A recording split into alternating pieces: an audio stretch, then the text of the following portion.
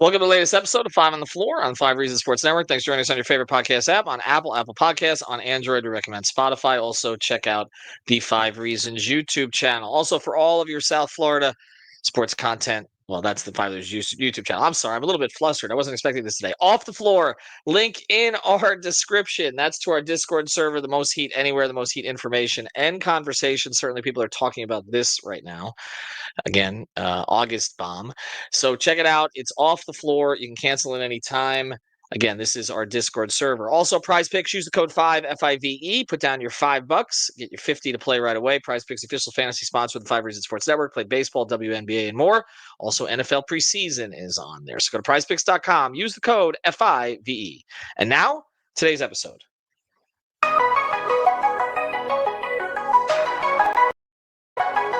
Mercy, luxurious, Heat Nation, yeah, Mercy and Lago, down to Biscayne, yeah, 5 on the floor, ride for my dogs, where here's the thing, you can check the score, hustle hard, couple scars, wearing bubble frauds, down to Biscayne. Kept the floor playing, got it all banned. Y'all seen the block, stop with one hand.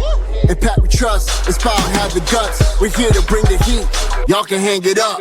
Welcome to 5 on the Floor, a daily insider show on the Miami Heat and the NBA, featuring Ethan Skolnick, Greg Sylvander, Alex Toledo, Brady Hawk, and others from the 5 Reasons Sports Network. Also, make sure to subscribe to Off the Floor for the most heat anywhere.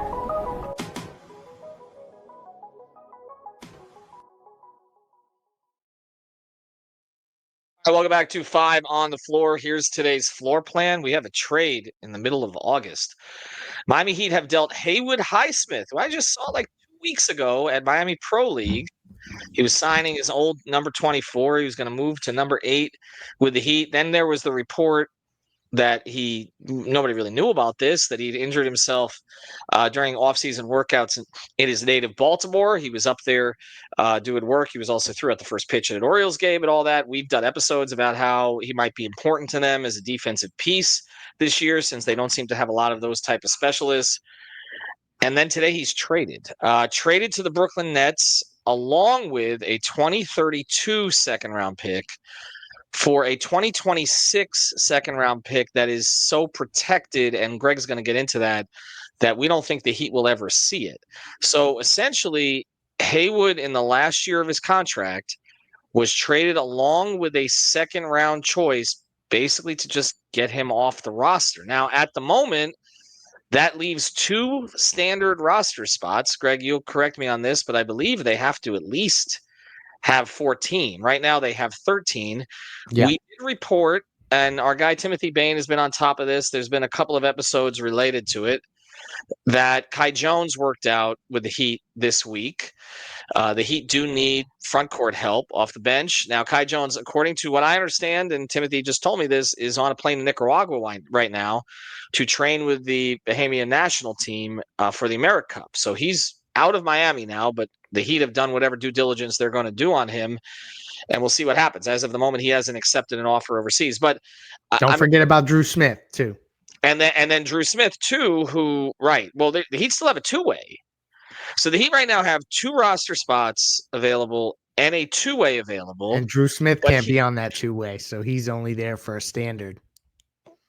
So here we are. I mean, is this where we're headed to? And again, I really haven't had this sort of dropped, out of nowhere this afternoon. So I haven't really had the chance to do the due diligence on exactly why this happened. But it seems on the surface like a just get under the tax move, right? Which they didn't have to do yet. They don't have to do that until the end of the season.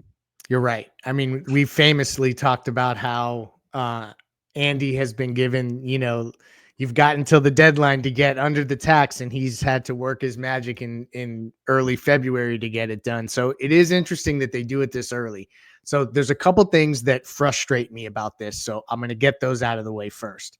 One is that it surprises me that an expiring contract that's pretty mild in Haywood Highsmith would require attaching a pick to move off of like it looks completely, Ethan, like it's a financially driven move. It looks like it's the path of least resistance to get under the luxury tax. Obviously now they have more roster spots, so maybe some of these players that we've talked about could come and take those spots. But Haywood Highsmith also was a guy that Spoelstra trusted. He's one of the few guys on this team that well, I guess towards the end of last year, he kind of felt there were moments he fell out of favor. So I need to be fair here, but Right. I've seen him be trusted late in games as a point of attack defender. It's not a Miami Heat like move to get worse as a basketball team. And this is what they've done here, and they've given up a pick to do so. And the good part about it, and I'll just sneak in this, I've given you the bad, is that it seems like it's financially driven, and that's never fun for the fans. Just it isn't, even though it's the reality of the economics of the sport. It does open up, if for anyone who said he was going to progress stop any of the younger players, they've got much clearer paths now. So that's something to think about too. I bet that they had to wrestle with the fact that maybe they had to waive and stretch a player or do a move like this, and they chose to do this versus hold dead money on the books for multiple years going forward. So let's go through what some of the options might have been if this was a luxury tax move, which, look, we understand why they wanted to get under the repeater tax. I just didn't know that they had to do it yet. So there's also the possibility, and I don't want to hope traffic here, and I don't have any information at this time to this, but that they could be working on something else also. Totally. Which, yes. Right. So I want to leave that open because we have jumped to conclusions about things in the past, and like I said, the Norm Powell thing came out of nowhere. So they're they're always looking. We'll see what happens on the surface. Okay, if there's nothing else here, we've done multiple episodes about them dumping second round picks. Right. I mean, Kevin Durant was just traded basically for a bushel of second round picks and other stuff. But I mean, the second round picks were the sweeteners, and they've now just given away another one. So I again, there's a cost benefit analysis here of you didn't really get one, right? I mean, that's right. So you gave away a second round pick to dump them. Yeah. Most Heat fans are going to look at this like, shouldn't you have gotten the second round pick? Like, again, I'm not in these negotiations, but I know what the reaction is going to be. It's going to be, this is a useful player in the last year of his contract. Now, we know that Brooklyn has all this space, right? So they can take players in. We've talked about them being kind of I hate to use this pejoratively, but like the dumping ground for players. Like they have the ability to do that. But we'll get into the roster stuff on the other side of this because I wrote a story for Sports Illustrated and we did an episode about who was going to benefit from Haywood's absence. Well, now he's absent. Like there's no question about it. And I also wonder, and again, I don't have any information on this, if maybe they were concerned about how he's going to come back from that knee injury and him going into the season. They had projected it they're not usually this specific with their timelines, and they had projected it at 8 to 10 weeks in the release, right? And that took you up until basically like into the first week of camp and then pretty close to the regular season. So maybe they just want to do this now. Maybe the Nets are just open to doing this now. There's all these possibilities, but I hope there's something else coming because if this was basically because they didn't want to waive and stretch Fontecchio, well, you're not really getting younger in the rotation then if that's the case. Like if because we've talked about Fontecchio could sneak into like the 10 spot in the rotation. When they acquired Fontecchio in the Duncan Robinson trade, one of the things that was said to me was, well, we could waive and stretch him. We're going to evaluate it, but we could. Just like they could have done that with Kyle Anderson, and they didn't, and they held on to Kyle Anderson. They ended up using his contract in a trade. Maybe they think there's a trade later that they can use Fontecchio's contract in down the line once that's a possibility. But I don't know. It doesn't. Like they could have used Haywood's contract contract down the line too. That's why the timing of it is just to your point. They had until February. And so for them to very quickly move on this, it suggests that they've got a plan to probably fill at least one of the roster spots pretty quickly. So we're probably going to, Ethan, we were joking before the episode that we don't get a day off with this stuff. We're going to probably have to do another one because there's going to be a follow-up move of some kind. I wouldn't be surprised if Kai Jones is the follow-up move. Yeah. I really wouldn't. If they were, because we've talked, right, because we've talked about this. They don't have the ability to put Kai Jones on a two-way. They worked him out for multiple days. He has an offer overseas. There was a time crunch to this.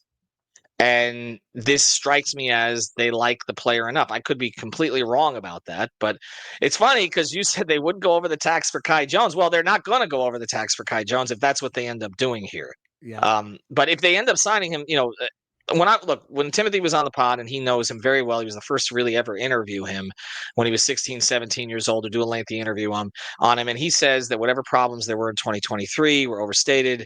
The Heat have, I'm sure, done their due diligence about all of that stuff. So we'll see if it's Kai Jones. We'll see if it's some other move. But we just want to keep hammering this point. They did not need to get under the tax now. No. They didn't. And And they so didn't have to that give up could an have waited. asset to dump a player right now. They Right. did not That's have not to. did not have to. There's a reason they're doing this, and we'll figure out what the reason is. And I know the next thing for Heat fans is going to be this.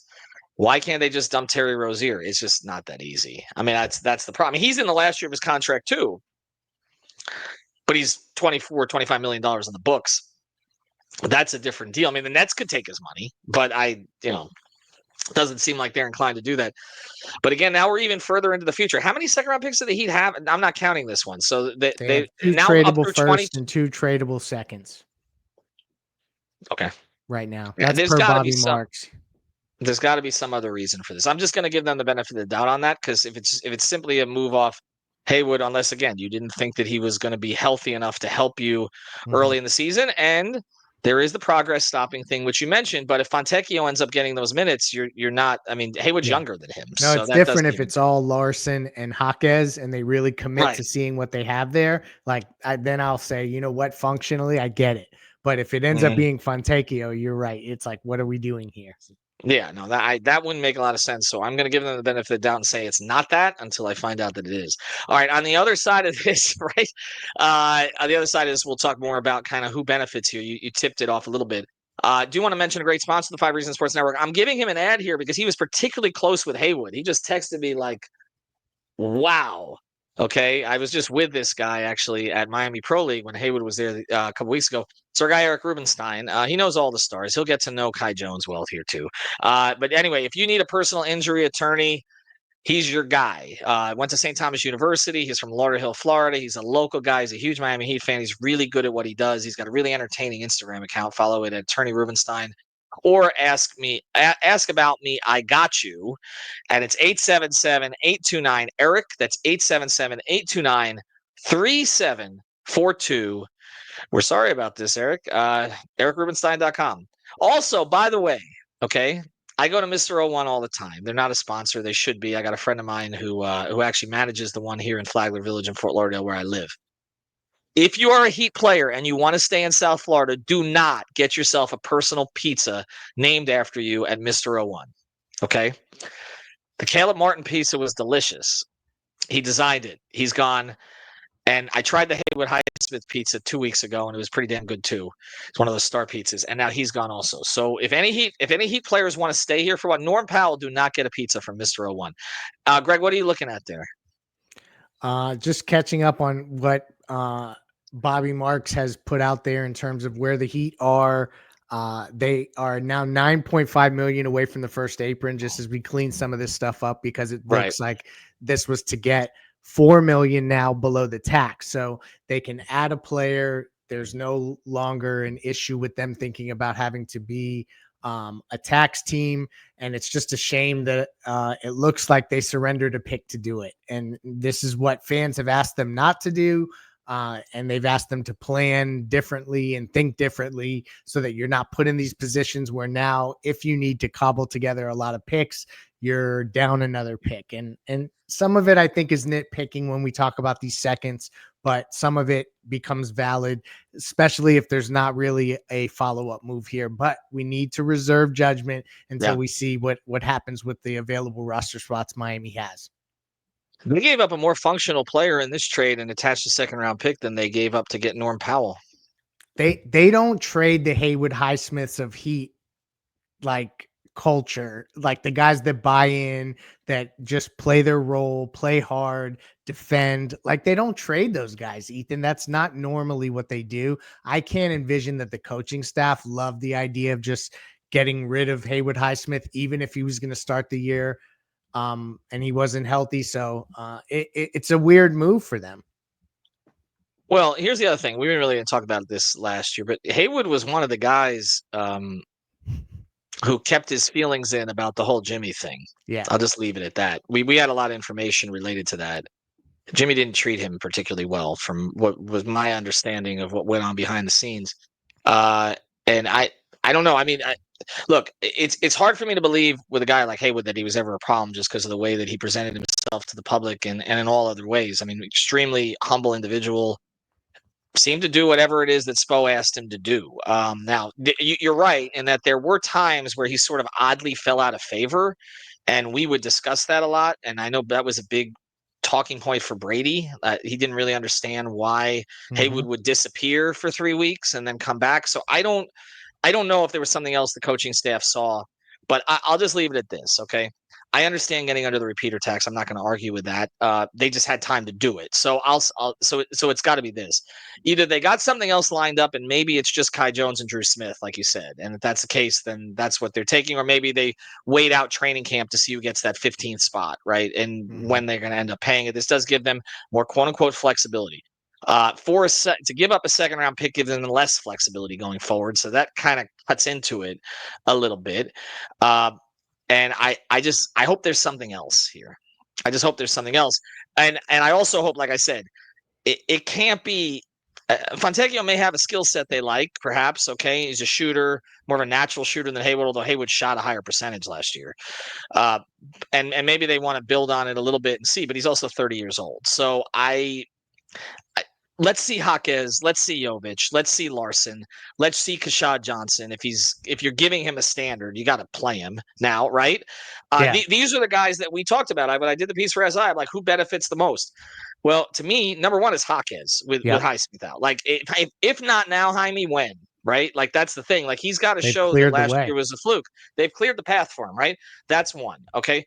Two, I think Larson has already secured a roster spot, but now it's absolutely clear. I'm not a roster spot, a rotation spot. They kind of need his defense. They need his defense. They need his tenacity on defense, and that's probably one of the things that they liked when they saw him in summer league. And the other, Jovic, look, he wasn't competing directly with Highsmith for minutes, but we know Spo likes to size down.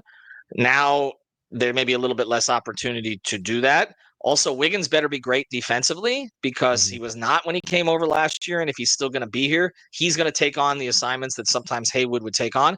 And the other guy is Kashad Johnson, who, again, I like a lot, but they're investing a standard contract in a guy. He can't play like under 300 minutes this year. Like, this is an opportunity. And it's funny, Greg, because I wasn't impressed with Kashad's play in Summer League, except the one game, the last one I was out there for, and Eric Glass took responsibility. He says he kind of unleashed him a little bit in that game. He looked more like he knew what to do.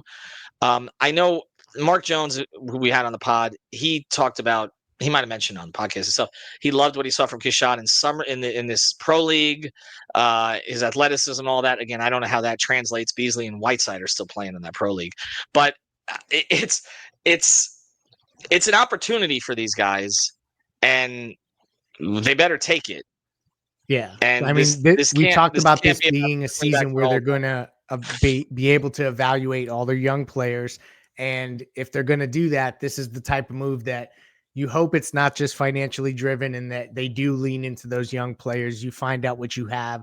And if that means that they got to take some lumps along the way, I don't think they're going to blow 22 leads and lose games the way that they did last year or whatever the final number was. I know that it was a lot. So play the young guys regardless. So, I mean, if that's what it results in, that's fine. But I hope that it's not just financially driven because they had till February. That's the fact. Right. Well, they had beyond February. Well, they have till February to make the move. They have till the last day of the regular season to actually get under it, right? So they had chances to do this. Maybe they don't see a path to moving Rozier or some of these others before then. But again, I'm going to reserve judgment. Let's see how it plays out. I would watch the Kai Jones thing. I feel like, and like you said, I think Drew also, I don't know where Drew is in his recovery right now. I just know how much Spo likes him. And obviously they've taken videos of him around the facility. It doesn't seem like it's a player, and they put it on social media. It doesn't seem like a player they're planning to move on Haywood from. too, though. They use Haywood in a lot of their promotional stuff. Like they got. He's probably like, look, damn, I had to go to 4 summer camps this summer. Damn it. oh my God. Well, my daughter has a signed ball from him. So this is from last summer, and she's distressed. Okay. She was at her orientation today. I said, Haywood was traded. She's like, what? I'm like, I mean, I think daughters and sons, they think they can get traded too. I think that's why they get so scared about it. And I know you have your own. I'll finish with this. Okay. Good for Haywood Highsmith. He made himself a player when he first came in with the Heat.